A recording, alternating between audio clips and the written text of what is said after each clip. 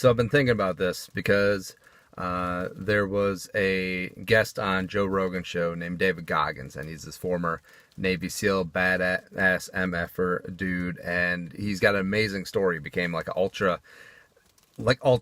marathon runner, and all this before the SEALs, before everything like that, he was, in his own words, he was a loser. He's like 300 pounds. He was unmotivated. He was uneducated. He was all that stuff. I think he was like killing cockroaches and stuff. And he brought up something that was interesting. It was motivated versus driven. And I know that there is a cottage industry popping up now of people who are looking for motivation and inspiration. And I think it's great. I think it's awesome when people are trying to improve their lives, improve their station, and maybe lose a couple extra pounds. I know that I've been in that spot. I'm still in that spot, frankly. Or get a better job, get a better relationship, all that other stuff. But man, if you think about it, there is a lot of just corny BS out there. And one of the reasons I love and respect David and also Rogan, hell, like they're trying to get people to live a better life, except they're not selling them a box of just nonsense, right? Where it's like, you can do it, you dream, believe, achieve. No.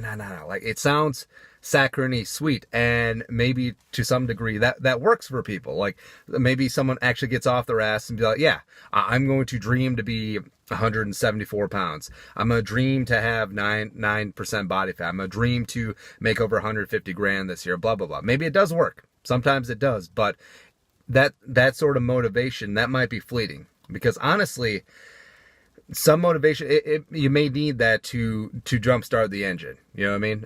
But if you think that engine's going to keep running off of pure motivation from outside sources, I don't know. Like, you do have to be driven. You do have to wake up every single morning burning to do something. Or you look at someone like working out, or making a couple more cold calls if you're a salesperson, just to try and get those numbers up. Like, that's something where you have to do, where it's like, it's almost second nature. It's like taking the dump in the morning. It's like, oh, every morning I take a massive dump. Every morning I go work out, whether it be 6 days a week, whether it's whatever position group it is. Yeah. And that's just something where, if you're looking for external motivation, I think that is fleeting. And eventually, like, that will work. In the short term, like, hey, I want to look good for Gina in the office, you know what I'm saying?